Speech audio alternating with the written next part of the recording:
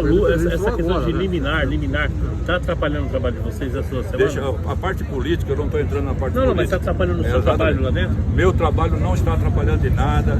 Eu estou tocando o Corinthians dentro do que deve ser feito. Estou fazendo reuniões com as empresas que estão paradas, reuniões que eram para ter acontecido, não aconteceram. Eu estou à disposição desse pessoal para a gente resolver o problema do Corinthians.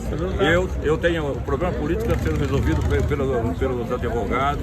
Então, chega em mim, evidentemente, mas eu sei tirar de banda isso daí, de lado, para poder fazer com que o Corinthians continue trabalhando. Não está trabalhando, senhor, mas as pessoas que estão interessadas em chegar ao Corinthians, ser parceiro do Corinthians, está atrapalhando? Está dificultando? Algumas empresas se acabaram tomando conhecimento que algumas empresas saíram. Sim. Né? Aí é um outro problema que a gente tem que conversar. Semana que vem eu vou ter um evento com todos os parceiros para a gente poder mostrar para os parceiros que o Corinthians mudou de patamar, de filosofia, maneira de trabalhar. Estamos organizando todos os departamentos. Nós estamos organizando principalmente o financeiro, que o financeiro a gente não tinha. Nós não tínhamos na verdade, nós não tínhamos um fluxo de caixa bem definido. O fluxo de caixa era mais ou menos, né? A gente era feito numa tabelinha à parte, isso não dá. E a gente já conseguiu fazer uma reunião com o Core. O Core já saiu satisfeito da maneira que foi apresentado, números verdadeiros, eu não quero números escondidos, igual está lá, esconde esse que não pode aparecer, esconde esse que não pode aparecer. São números reais. Nós apresentamos o Core saiu de lá satisfeito porque pela primeira vez ao longo de muitos anos a gente apresentou números verdadeiros. E é isso que nós vamos fazer daqui para frente. É só números verdadeiros para que a gente possa melhorar o Corinthians. E acontece que doem quem doer, eu vou montar os números que estão lá. Você falou de dar uma oportunidade para você, que essa é a última Para mim chance. não, para o Corinthians. Para o Corinthians. Exatamente. Que pode mudar. Mas você está trazendo alguns nomes que estiverem em outras gestões. Como pode mudar com nomes antigos? Deixa eu só falar uma coisa para você. Quando você monta uma empresa de jornalismo, você vai pegar os jornalistas, melhor jornalista que está no mercado, que você entende que é o melhor jornalista que está no mercado. Você não vai pegar um camarada que não entende de jornalismo para colocar lá. Sim ou não? Certo. É isso. Então no Corinthians é a mesma coisa. Eu sei quem tem mãos limpas, quem não tem mãos limpas. Quem tem mãos limpas vai vir comigo. Quem não tem, esquece. Tá? Esse que eu coloquei aí, vocês viram alguma coisa que aí fora, na imprensa, falar, esse cara aí prejudicou o Corinthians de alguma coisa? Não tem nada. Pensa, não tem.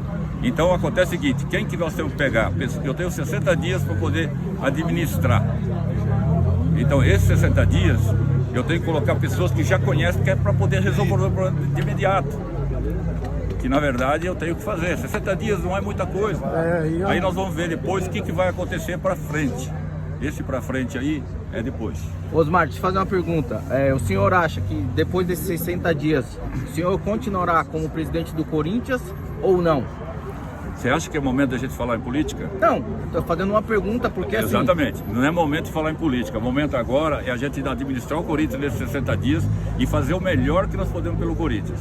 Tá? Nós temos uma série de problemas para resolver aí. Eu não posso falar em política em hipótese alguma. E não gostaria, um recado para todos, que eu não gostaria que a gente entrasse nessa questão política nesse momento. Não, porque assim... Desculpa, pode falar. Eu gostaria só deixasse claro, eu entendi, mas muita gente não entendeu. É bom o senhor explicar para as pessoas ficar claro. O dinheiro que o senhor foi bem claro, eu fiz o empréstimo com garantia, porque os juros são menores, eu agi como empresário. Muitas pessoas não entenderam. Você pode dar mais esclarecido para as pessoas que não entenderam? Eu entendi a sua colocação. Espera aí. Na verdade, eu fui na Federação Paulista pegar uma garantia para que eu possa fazer o empréstimo na hora que eu precisar. Mas então o dinheiro não é da Federação? Não, o dinheiro não é da Federação. O dinheiro pode ser do banco. Eu não fui lá buscar porque eu consegui falar com meus parceiros. Eles adiantaram um dinheiro que seria pago no final do mês, eles adiantaram para eu fazer a folha de pagamento. Então, não necessariamente eu usei aquela questão lá. O senhor não usou a garantia e não pegou o empréstimo? Não peguei também o empréstimo. Alguns dias Exatamente, eu consegui fazer o adiantamento aqui e não precisei pegar. Mas eu tenho isso na agulha. Se eu precisar amanhã, eu não quero atrasar salário nem direito de imagem dos jogadores. Não é que eu não quero, não é possível a gente trabalhar, não pode. Então, por isso eu deixei na agulha. A hora que eu precisar, eu tenho. Porque foi que saiu vinculado, né? Que sempre é. Eu fiz a pergunta e agradeço, porque agora fica claro para todo mundo que o senhor tinha recebido no final do mês, o senhor adiantou para o começo do mês, fez o pagamento, ok. Não perdeu nada. Não. A garantia, o senhor só buscou para guardar na manga. Na manga, a hora caso que eu precisar, eu tenho. O senhor tem uma garantia para conseguir juros mais baixos. Exatamente, porque veja só, os juros que você paga quando você não tem garantia é um número alto. Se você dá uma garantia qualquer que seja, o juros vai lá para baixo. E você acha que eu vou pegar um empréstimo, por exemplo, com juros efetivamente altos, não dá. Eu vou trazer o juro para baixo para a gente poder fazer esse empréstimo bancário se precisar. Né? Se precisar, estou lá, está lá à disposição. Qual vai ser a sua política? Qual vai ser a sua política para o mercado agora com o Corinthians? O antigo presidente não quis gastar dinheiro, né? Pelo menos ele alegava isso. No mercado, contratações. Contratações. Se você pretende abrir os cofres e ir atrás de jogadores que o Corinthians precisa dentro da possibilidade. A gente já está conversando com o financeiro. Eu não vou fazer nada que o financeiro diga para mim que não possa ser feito. Não adianta eu chegar e pegar dinheiro emprestado no banco para poder fazer contratações e depois a situação dificulta mais ainda. Mas o senhor acha que o Corinthians tem potencial para trazer reforços para o restante do ano? Que a gente está precisando. Exatamente. O que eu quero falar para vocês é o seguinte: o Corinthians, evidentemente, precisa contratar dentro da possibilidade. Já conversei com o técnico, algumas contratações pontuais, acho que deve acontecer. Vai precisar de novas reuniões ainda durante a semana que vem, que nós vamos ter aí para poder se definir se esses jogadores que ele pensa em contratar, né, existe a possibilidade do Corinthians disponibilizar recursos para isso. Esse modelo de contratação, seus Marcos, porque eu particularmente, eu acho que o scout do Fabinho está trabalhando muito mal. Porque o scout ele tem que mapear jogadores para o Corinthians com potencial, com preço ou sem contrato.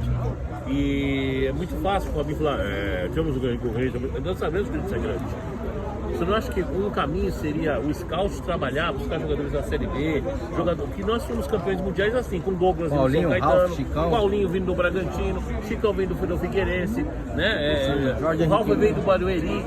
Será que não é essa metodologia que nós temos que retomar para você ter fôlego financeiro e montar um time aguerrido? Com time com a cara do Corinthians. Cara do Corinthians, porque esses caras estão aí. O Coronado, para mim, eu chamo ele de Igor internado. Eu sei que a culpa é do senhor. O senhor não foi o senhor que contratou ele. Mas você não acha que esse seria o caminho para. Falta o tesão para jogar no Corinthians. Esse seria o caminho financeiro para que o senhor conseguisse trazer reforços?